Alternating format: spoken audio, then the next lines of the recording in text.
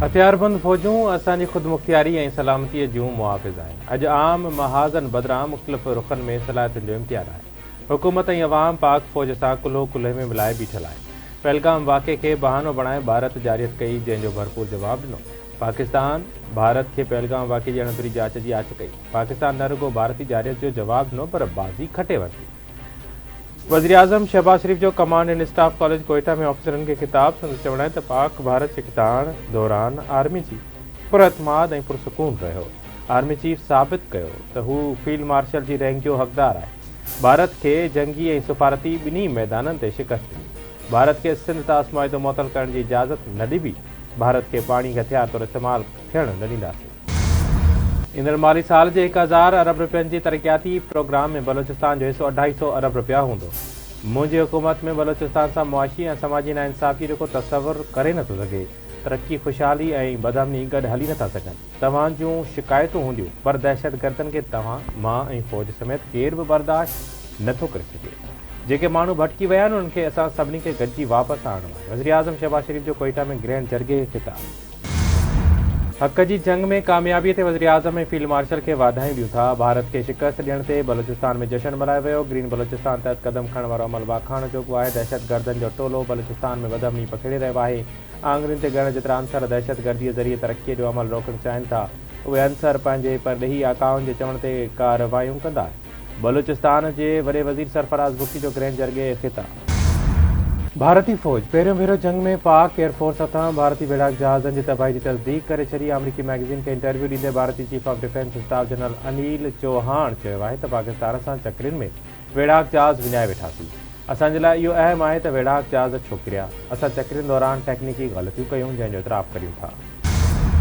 पाकिस्तान ऐं अमरीका विच में गॾियल टैरिफ ते बाज़ाब्ता ॻाल्हियुनि जी शुरूआति थी वई। नाणे वारे वफ़ाक़ी वज़ीर मोहम्मद औरंगज़ेब ऐं अमरीका जे वापार बाबति नुमाइंदे जैमसन गैरियर विच में फ़ोन ते राब्तो थियो। ॿिन्ही धुरियुनि तामीरी माहौल में पंहिंजे मौक़िफ़ खे पेश कयो। ईंदड़ कुझु हफ़्तनि दौरान टेक्निकी सतह ते तफ़सीली ॻाल्हियुनि ते इतफ़ाक़ कयो वियो। नाणे वारे वफ़ाक़ी वज़ीर चयो आहे त धुरियुनि ॻाल्हियुनि खे जल्द खां जल्द कामयाबी सां मुकमल करण जी अज़्म जो इज़हार कयो आहे। अमरीकी सदर डोनाल्ड ट्रम्प चयो आहे त पाकिस्तानी अमलदार ईंदड़ हफ़्ते डील जे लाइ अमरीका ईंदा। पाकिस्तानी अख़्तियारनि सां ॿितरफ़े टैरिफ ते ॻाल्हियूं कयूं वेंदियूं। अमरीका भारत सां वापार मुआहिदे जे वेझो आहे ऐं पाकिस्तान सां बि ॻाल्हियूं हली रहियूं आहिनि। हिक ॿिए ते गोलियूं वसाईंदड़ मुल्कनि सां वापार न कंदासीं। असां पाकिस्तान ऐं भारत सां ॻाल्हियूं करे रहिया आहियूं। असां एटमी जंग खे वापार जे बदिले रोकण में कामयाबु थियासीं। पाकिस्तान पारां भारत में इस्लामोफोबिया जे वधंदड़ वाक़िअनि ते शदीद ख़दशनि जो इज़हार। परॾेही खाते जे तर्जुमान जो चवणु आहे त पाकिस्तान उन्हनि वाक़िअनि में ख़तरनाक हद ताईं इज़ाफ़े खे वेझड़ाई खां ॾिसी रहियो आहे। भारत में मुसलमाननि खे निशानो बणाइण, चिल ॾियारींदड़ तक़रीरूं, मतभेद ते बदल पॉलिसियूं, रियासती सरपरस्ती में थींदड़ कार्रवायूं न रुगो इंसानी हक़नि जी संगीन भञकड़ियूं आहिनि पर ख़िते जे इस्तेहकाम लाइ बि ख़तरो आहिनि। पाकिस्तान भारतीय हुकूमत खां मुतालबो करे थो त समूरनि शहरनि जे मज़हबी आज़ादी, तहफ़्फ़ुज़ ऐं हक़नि खे यकीनी बणाए।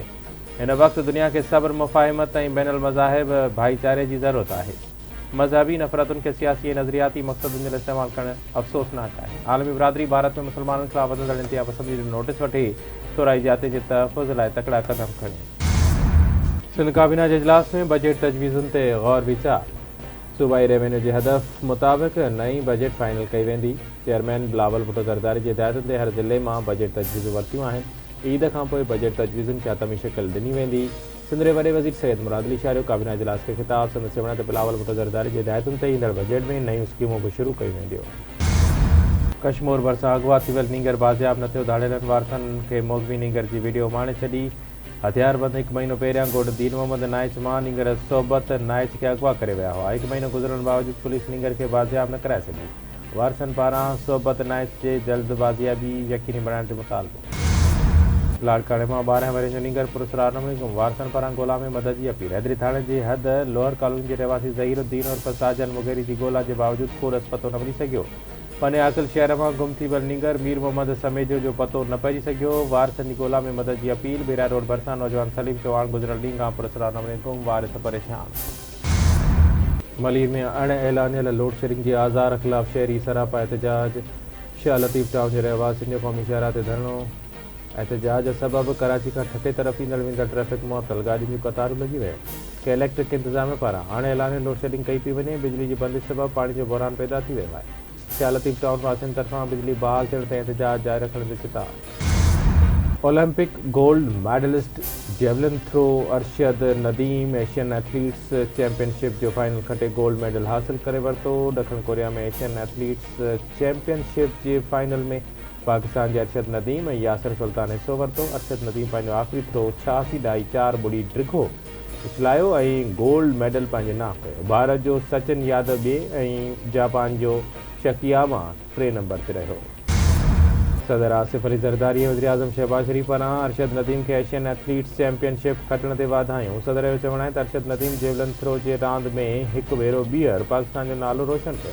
पूरी क़ौम खे अरशद नदीम जी कामयाबी ते फ़ख़्रु आहे। वज़ीर आज़म चयो आहे त अरशद नदीम क़ौम जो ॻाठ ऊचो रखण वारो सिलसिलो जारी रखियो आहे। अरशद नदीम जी शानदार कारकर्दगी सबबि पाकिस्तान जो शान वधियो आहे। घोटकी जे इलाइक़े कचे बुंडी में मुगविन जी बाज़ियाबी लाइ टारगेटेड ऑपरेशन ॿिए ॾींहुं बि जारी। ॾोहारियुनि जा चइनी पासनि खां रस्ता बंदि कया विया। SSP समीउल आसूमरे चयो आहे त मुगविन जी बाज़ियाबी ते ऑपरेशन जारी रहंदो। जल्द समूरनि मुगविन खे बाज़ियाब कराईंदासीं।